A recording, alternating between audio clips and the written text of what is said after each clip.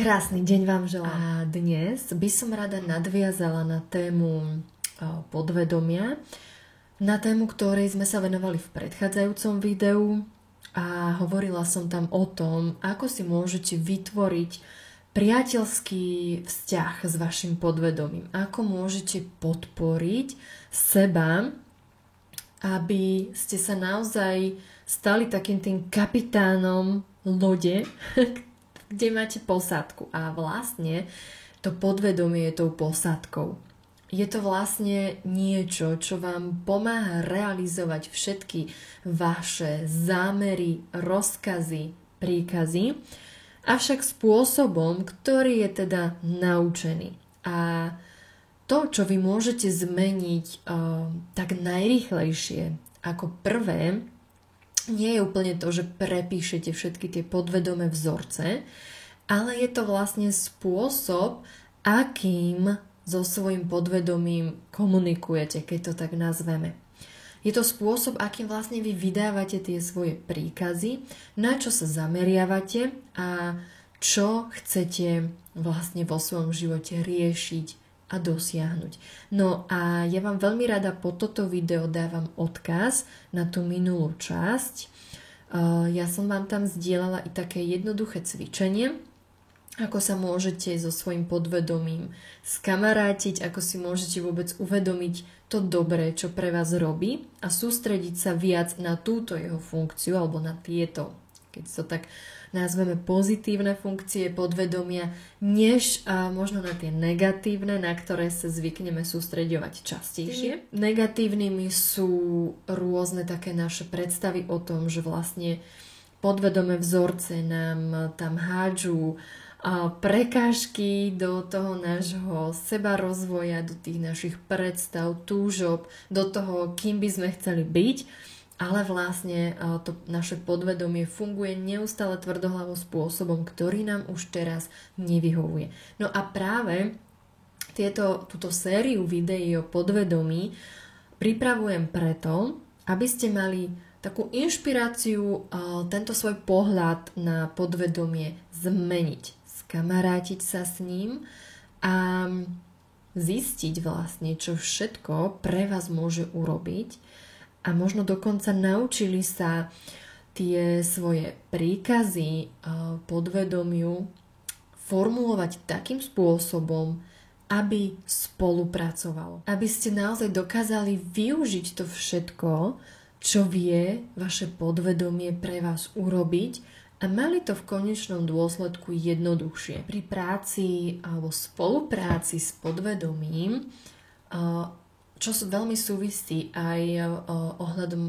práce a spolupráce s telom a telesnými symptómami, tak my vlastne veríme tomu, že akýkoľvek v úvodzovkách problém, ktorý sa nám v živote vyskytne, čiže niečo, čo by sme najradšej z toho života vyškrtli, a čo by sme najradšej nahradili niečím iným, tak my sa na toto pozeráme ako na skvelú príležitosť zistiť, čo vlastne nefunguje a čo reálne môžeme robiť inak. Pozeráme sa na to ako na informáciu. Informáciu, voči ktorej nemusíme nevyhnutne hneď zastať nejaký postoj. Hej? Nemusíme na to mať hneď nejaký názor, nejaké hodnotenie, ale vnímame to ako informáciu, že tu vo vnútri je nejaký konflikt. Konflikt toho, kým chceme byť, kým možno cítite, že ste predurčení byť, a konflikt toho, kým ste naučení byť.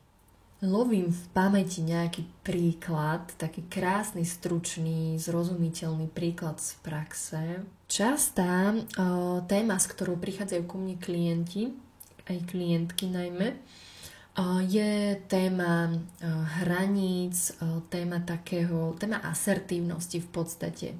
Preto som aj pripravila tréning asertívnosti, tiež vám sem dám odkaz do popisu. A prichádzajú vlastne ku mne s tým, že celý život vlastne boli zvyknuté niekomu vyhovieť, byť tie milé, dobré, ktoré vlastne nerobia nejaké problémy, spravidla súhlasia a v podstate boli vedené k tomu, aby boli obetavé, aby vlastne uprednostnili potreby druhých pred sebou. A zvlášť je to potom také výrazné, keď tieto ženy majú svoje deti, stanú sa matkami a kde si v sebe majú naučené, že dobrá mama rovná sa obetavá mama, čiže taká, ktorá vždy za každých okolností uprednostní potreby dieťaťa pred tými svojimi. Toto je častá téma, s ktorou sa stretávame. Keď sa rozhodnete pozerať na svoje podvedomie ako na niekoho, kto robí pre vás a nie proti vám, tak taký ten automatizmus, tieto naučené vzorce, ktoré vám to podvedomie podsúva, čiže veľmi by ste chceli už konečne byť asertívni a nastaviť si hranice, povedať nie. Dokonca urobiť to bez výčitiek. Ale príde niekto, kto vo vás opäť aktivuje tú časť, ktorá bola zvyknutá na všetko prikývnuť, byť tá dobrá a poslušná a vy vlastne v dynamike, vo vzťahu, v komunikácii s týmto človekom zase poviete áno. Opäť urobíte všetko to, čo ste si už možno predsavzali na ceste svojho rozvoja, že sa toho chcete zbaviť, že to chcete vymeniť. A toto môžete od dnes napríklad vnímať ako informáciu. Informáciu, že vaše podvedomie neustále považuje za funkčné riešenie vyhovieť, súhlasiť, byť tou dobrou, byť tou nekonfliktnou, byť tou podporujúcou, bez ohľadu na to, čo vás to stojí. A v tom minulom videu som vám ponúkla niekoľko takých obrázkov, predstav, ako si môžete predstaviť, že so svojím podvedomím komunikujete. Či už je to nejaký domáci alebo záhradný škriatok, ktorý vám pomáha, alebo je to možno celý tím, pokiaľ vám viac vyhovuje takáto korporátna predstava, tak si to môžete predstaviť ako celý tím ľudí, ktorí pracujú pre vás a vy ste tam tí, ktorí vlastne majú za úlohu ich v podstate motivovať, nastaviť si nejakú tú firemnú filozofiu a viesť ich k tomu, aby vlastne tieto vaše ciele, čo ste si vy už uvedomili, to sú moje ciele, toto sú moje hodnoty, priority, viesť ich k tomu, aby ich následovali. A takto si môžete predstaviť to svoje podvedomie. Ja som potom ešte dostala veľmi krásnu správu, tak vám veľmi rada ešte ponúknem tento pohľad jednej sledovateľky, ktorá si predstavuje od toho videa svoje podvedomie ako celý tím rozprávkových čarovných bytostí. Sú to škriatkovia, sú to víly a sú to možno dokonca anieli a takýmto spôsobom vlastne je pre ňu ľahšie komunikovať a pracovať so svojím podvedomím a nadviazať s ním ten podporujúci vzťah. Vráťme sa k tejto téme, kedy vlastne ste tým dobrým dievčaťom alebo dobrým chlapcom, ktorý prosto sa vyhýba konfliktom a nechce povedať nie. Hoci si nahovára, že chce. A toto je práve fajn, že vy keď si sadnete s týmto svojím tímom a dovolíte si pozhovárať sa o tejto situácii, môžete použiť akúkoľvek situáciu, na ktorú si spomeniete, že sa vám nedávno stala a pri ktorej ste mali taký pocit, že Bože, najradšej by som povedal nie, ale ja som zase súhlasila. Alebo možno situácia, kedy sa vám podarilo povedať nie, ale ste potom mali výčitky, tak sa môžete na túto situáciu pozrieť tak, že si vlastne akoby zoberiete na ten meeting, alebo teda na to stretnutie s tými škriatkami a vilami, akokoľvek si predstavujete svoje podvedomie, nech vám to čo najlepšie funguje. Môže to prebiehať tak, že sa zahlbíte do seba. Kľudne aj teraz pri počúvaní tohto videa to môžete minimálne vyskúšať. Doprajte si pár nádychov a výdychov. Nejde o to, akým spôsobom máte dýchať. Je dôležité dýchať chvíľku vedome, pozorovať svoj dých. Uvedomiť si, že akú kvalitu tento váš dých má. A toto môže byť spôsob, ako sa veľmi rýchlo spojíte so svojím podvedomím, pretože to vaše podvedomie vlastne pre vás dýcha.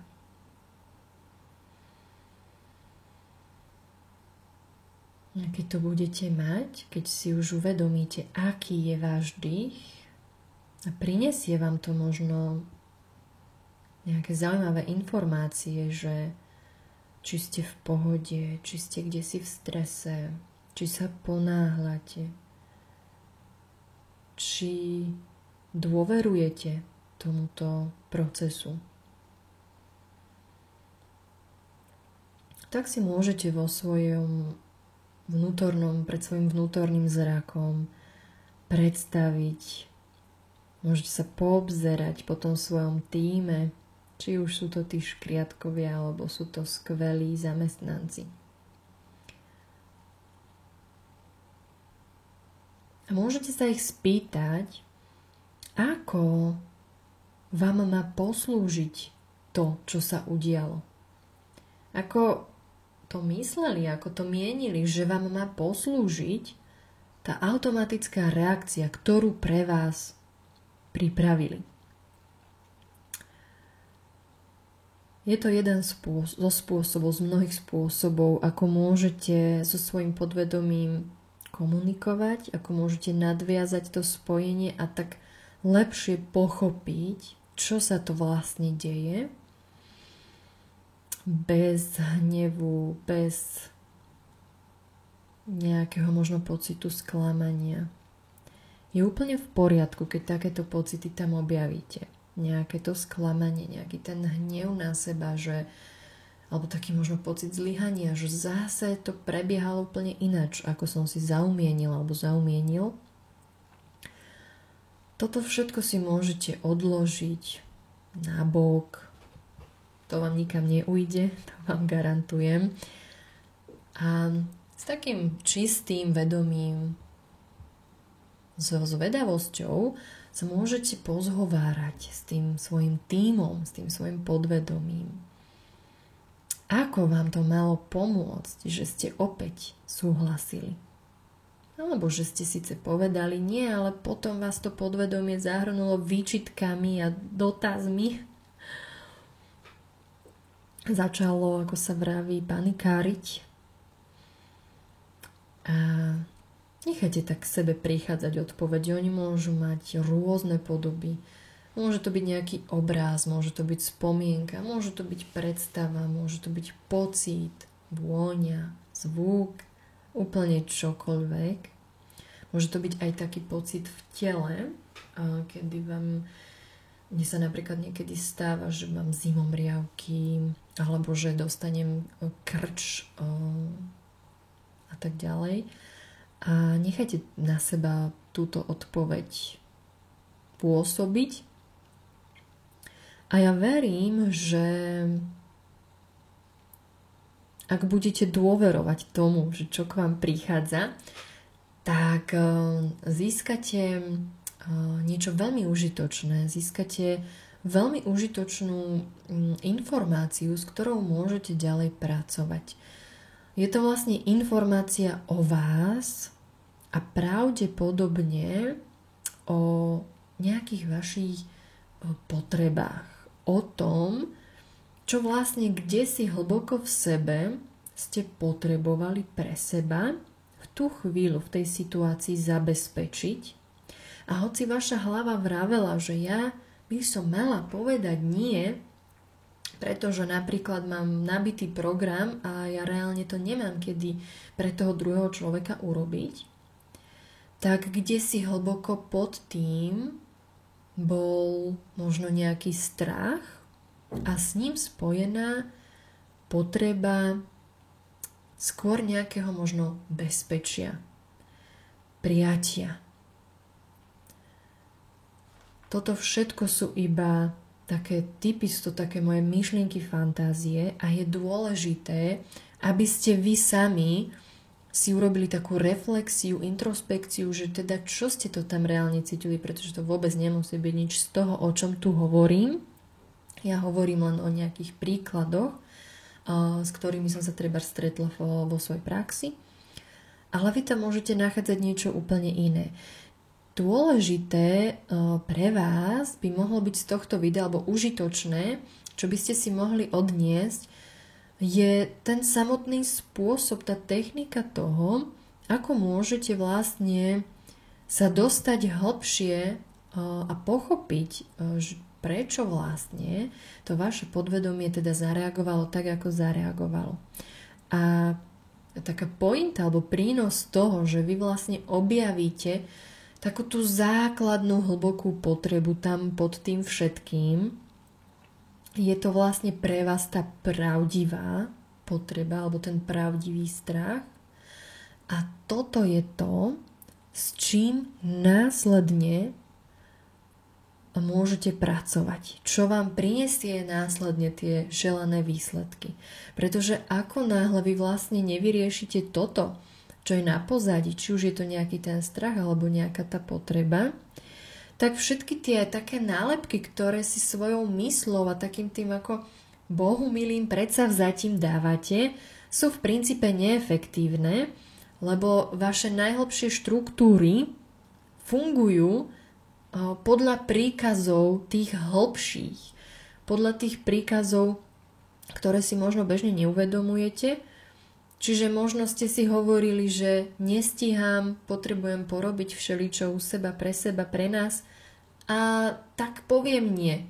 Ale potom tam vlastne, kde si v hĺbke sa ozval ten základný príkaz, že ale ja potrebujem byť v bezpečí, potrebujem byť prijatá, možno potrebujem byť videná, ocenená a preto z vás zase to áno vyletelo. Možno tam, kde si na pozadí bol, že áno, potrebujem ten čas pre seba a tak ďalej, ale ja vlastne sa tak veľmi bojím toho, čo by sa stalo, keby som povedala nie, že ja to áno poviem. A na tejto ukážke som vám chcela priblížiť, ako to teda s tým našim podvedomím funguje? Že to nie je niečo, čo vám robí náročky, naprieky, čo vám sabotuje osobnostný rozvoj, ale je to niečo, čo najlepšie ako dokáže, je to mechanizmus, ktorý fakt najlepšie ako sa dá, pracuje pre vás.